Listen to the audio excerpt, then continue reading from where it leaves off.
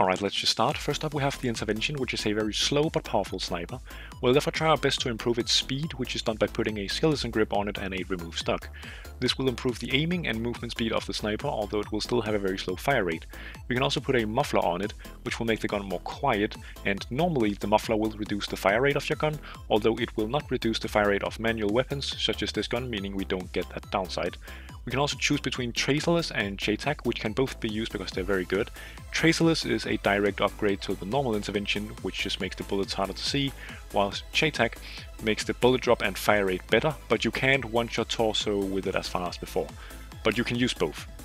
We then have the Remington 700, which has a little bit more speed than before, but also a little bit less power. I'd first up go with the starter scope, since it's just very good. I'd then choose a long barrel, since it makes the bullet drop better, meaning you get more accuracy.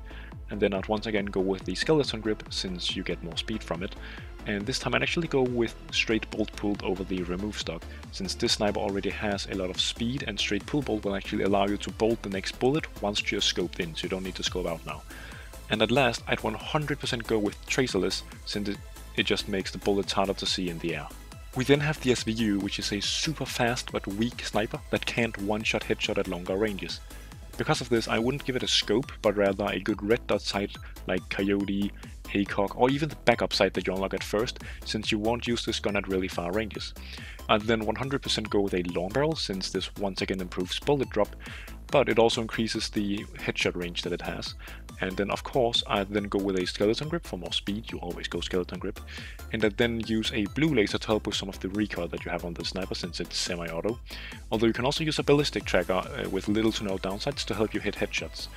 And at last I'd of course just go with Tracerless, and once again just to make your bullets more difficult to spot. Now we get to the AWS, which is a very fast sniper, but it has dogshit bullet drop, alright.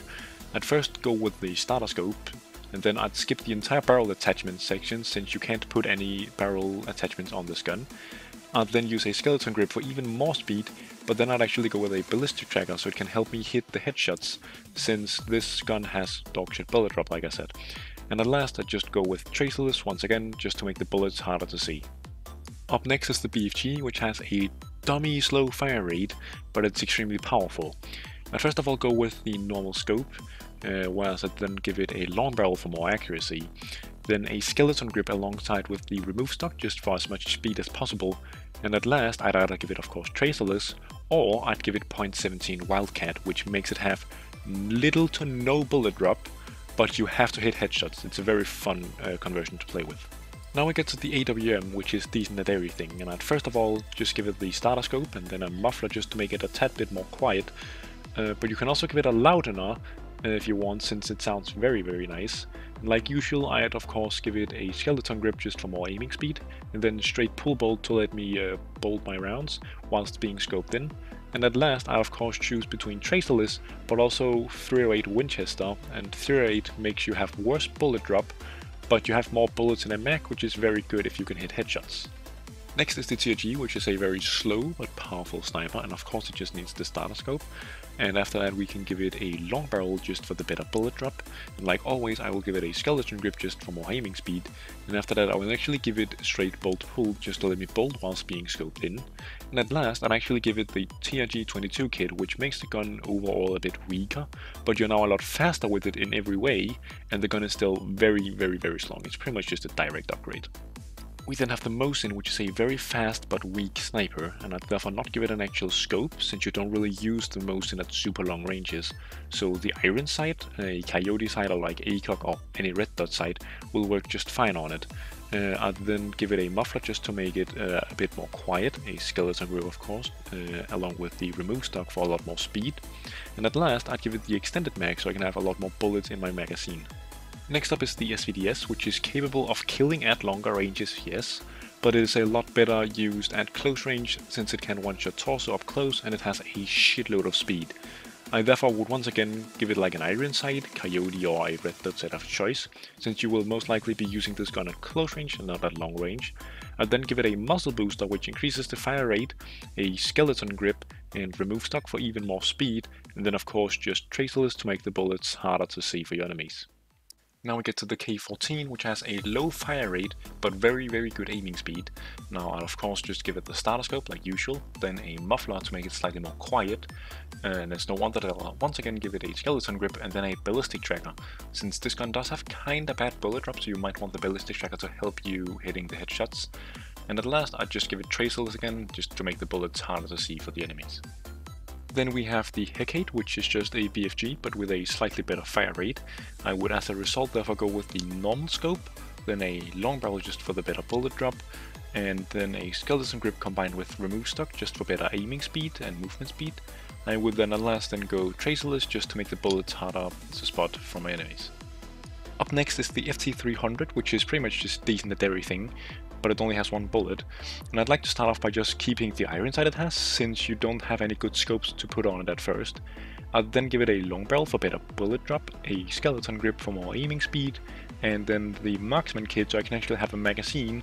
This does make the gun slightly slower, but it's minimal.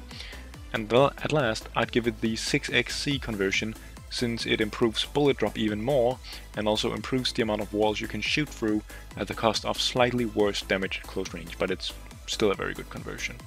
The M107 is next, and it's a somewhat slow and unhandy gun, but very powerful. I'd keep the normal scope on it because just like any other sniper, you will use it at range. And then I'd give it a muzzle brake to help me control the recoil of this thing because it has a lot of recoil. I'd then give it a skeleton grip for more aiming speed, of course. And then an extended mag, which yes, that will slow the gun down a bit, but you get twice as many bullets in a mag, which is very useful. And of course I will choose traceless at last. We're now at the Stair Scout, which is an incredibly fast sniper, but it's also kind of weak since it can't one-shot to the torso at closer ranges. I would choose a scope for it, but you don't start with any. I'd therefore probably pre-buy one of the sniper scopes. I'd then give it a long barrel for better bullet drop, a skeleton grip for better aiming speed of course, and then a ballistic tracker to help me hit headshots. And it's not because this gun has bad bullet drop and is hard to use, it's actually just because the downsides of the ballistic tracker is less speed, which this rifle has plenty of already. And at last, I'd give it the 376 Stair conversion, since this makes your gun have better bullet drop, and it can now one-shot to the torso at closer ranges, which is very good, and you now have slightly less bullets in a mag, but it's a direct upgrade pretty much. At the second last spot we have the War 2000, which has a super fast fire rate, and I wouldn't use this gun at long range actually, so I'd first of all just give it like a red dot sight like Coyote or something else, just not a scope.